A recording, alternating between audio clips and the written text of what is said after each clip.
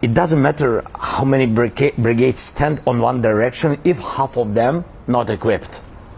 So you just lose a lot of people. You're in no position to dictate what we're going to feel. We're going to feel very good. Feel influence. We're going to feel very good and very strong. You will feel influence. You're right now not in a very good position. Look, you have leadership, and I like him personally. He's fine. But I don't care about personally. I care about getting the job done. Trump says Zelensky must make peace quickly before he loses his entire country. Meanwhile, Zelensky's actual response to Russian invasion was, "I need ammunition, not a ride." One man suggests surrender, the other fights for democracy. Guess which one Trump respects more? The contrast between these two leaders couldn't be more stark. While Trump posts rants from his golden toilet at Mar-a-Lago, Zelensky is literally in a war zone rallying his people against a nuclear superpower. Today we're examining what real leadership looks like versus whatever Trump is doing. Before we move on, I'd like to ask you a small favor. If you appreciate this content, please take a second to like this video and subscribe to the channel. Over 98% of you watch the videos without subscribing. It costs you nothing, but it makes a huge difference to us. So did you click the subscribe button? Great, thank you so much. Now, back to the video. Do you know what's truly astounding? Trump said more falsehoods in just one Truth Social post than the average person says in a lifetime. Are you ready to begin our Trump Whopper counter? A ding. Artillery or drones, a lot of systems, armed vehicles, a lot of things. But anyway, the production in Europe now 3-4 times bigger. He had no idea what he was doing. He said some very stupid things, like going in for portions and all of the things. He made a lot of bad statements, but he's grossly incompetent. He broken this ceasefire. He killed our people, and he didn't exchange prisoners. We signed the exchange of prisoners, but he didn't do it. Our former president, who once boasted about having the best words in the ostensible position, just had a minor Truth Social tantrum about Ukraine. When it came to the fiction section, he really came prepared. Trump asserts that Zelensky talked the US into spending $350 billion on an unwinnable war. Quite an impressive ruse for someone Trump admires as a modestly successful comedian. A ding. What's really going on here can be dissected. Trump isn't merely incorrect. His blatant missteps necessitate a separate fireworks display and a commemorative t-shirt. The aforementioned $350 billion is the starting point of the Trump fantasy tour. A lot of zeros, isn't it? Since the war broke out, the United States has actually given Ukraine aid close to $75 billion. Like saying your coffee was $45 when it was really $10, that's not true. Or for example, when we all noticed those depressing clusters of individuals, Trump insisted that his inauguration audience was the largest ever. People, the guy who bankrupted casinos isn't exactly gifted in math. Hold just a second, I have more. Moreover, Trump asserts that Zelensky acknowledged that half the money we sent him is missing. If this were to be true, it would cause quite a stir. Kind of diplomacy, JD, you are speaking about. What do you mean? I'm talking about the kind of diplomacy that's going to end the destruction of your country. Yeah, America wasn't involved there, and I'm very hopeful that President Trump will not allow for such an agreement to just be a piece of paper. And a long time before that, this could have been settled very easily. Just a half-baked negotiator could have settled this years ago. And you know what? Nothing to that effect was ever expressed by Zelensky, making up quotes that nobody ever said. That's Trump at his finest. If your neighbor only claimed they liked Star Trek, it would be like claiming they confessed to being an alien. Coming from someone who still can't accept losing an election years later, the unwinnable war assertion is especially rich.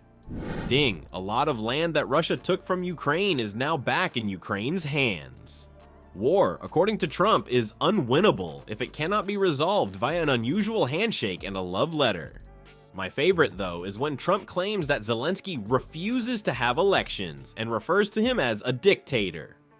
Ding, it's totally disregarded that Russia invaded Ukraine, which is why the elections were postponed. It's the same of scolding someone for ignoring a home fire and failing to trim the yard. Sure, bombs are falling on your country, but what about your democratic processes, huh? You have leadership now that's allowed a war to go on that should have never even happened, even without the United States. Look, we had a president who was grossly incompetent. More strong on the battlefield. We will lose less people. It affects, we know it how it's going on. So we will lose less people, and we will win. Mr. President, with respect, I think it's disrespectful for you to come into the Oval Office and try to litigate this in front of the American media. Given that he attempted to reverse an election he had already lost, this is particularly funny coming from him. Whoa, look at that projection. Every screen in Trump's theater would be displaying his own fears and insecurities. Is this all there is to it? By painting Zelensky as corrupt and unworthy of assistance, Trump is laying the groundwork to withdraw support from Ukraine should he be elected. At the same time, he is emphasizing his ability to negotiate with Putin. With the phrase negotiate, it's to give Putin whatever he wants, while claiming it's the greatest deal ever made. Trump consistently fabricates ludicrous figures, paraphrases unspoken statements, and fails to acknowledge that Ukraine is engaged in a real struggle for existence against a real tyrant, all the while claiming that Zelensky embodies Putin's true nature, comparable to associating caressing a tiger with threatening your neighbor's chihuahua. Putin is a war criminal and should be in jail for the rest of his life, if not executed. Because Trump thinks that he wants peace, that Putin wants peace.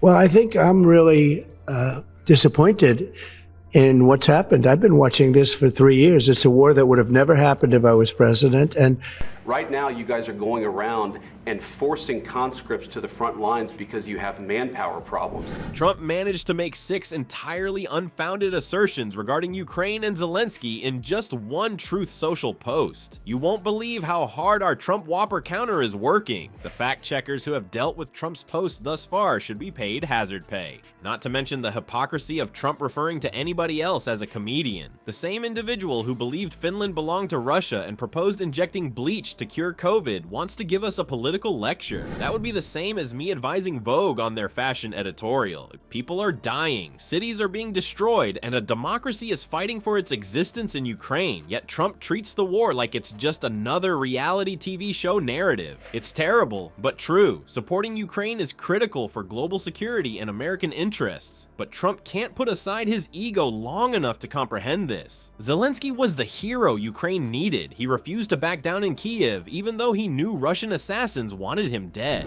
You should be thanking the president for trying to bring an end to this conflict. Have you ever been to Ukraine that you say what problems we have? The negotiation should have started when Putin was building up troops along your border, and he was asked about it. We waited too long. Now Russia began to move their jets from 100, 150 kilometers, 300 to 500.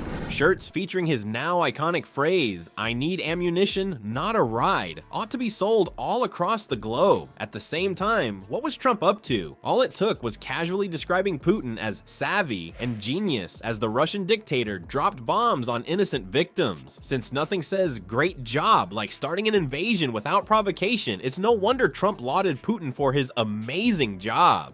The next time Trump attempts to dismiss Zelensky as a modestly successful comedian, keep in mind that somebody is actually making fun of him. Even members of QAnon might find the conspiracy theories propagated by Trump to be a bit much. With every word uttered or phone call made by Trump, the English language is being decimated. Standing up to dictators, not admiring them, is leadership. Word got out to Zelensky.